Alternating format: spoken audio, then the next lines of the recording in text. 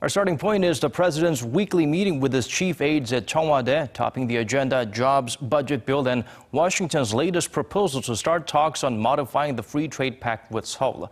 Moon Jae-in has more from the top office.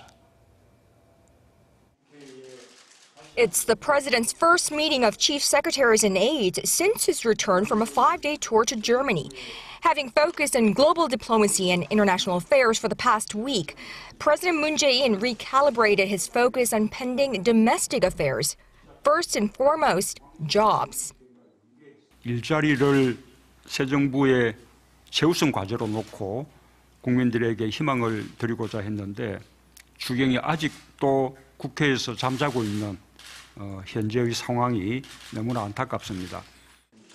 The South Korean president's remarks come amid a continued disruption in the opposition-led parliament, mainly over opposition parties' objections to Mr. Moon's latest minister nominations.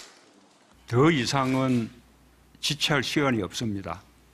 정부와 국회, 여와 야가 손을 잡고 일자리가 없어 고통받는 국민들에게 손을 내밀어야 할 때입니다.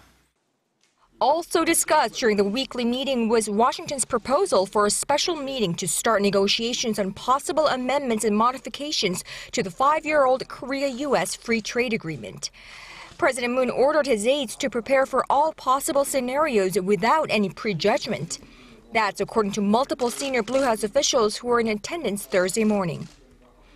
The South Korean leader also specifically made note of the auto sector, which the U.S. is largely expected to focus on, pointing out that exports of Korea-made cars to the U.S. fell during the 5 years that the Course FTA has been in effect, while Korea's imports of U.S. cars rose over that period. The proposal comes in a little less than 2 weeks since the presidents of South Korea and the U.S. met face-to-face for the first time in Washington, during which President Trump and his team brought up the issue of U.S. perceived trade imbalance. To that, President Moon had said he was open to discussions and that, if deemed necessary, officials from the two countries should together assess the impact of the FTA on each economy.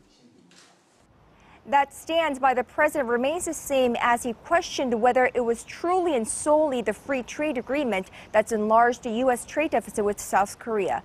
Now, it's a view echoed by many of his chief economic aides that the two sides must first establish whether it's the trade deal that's caused the trade deficit with South Korea or other fundamental economic issues.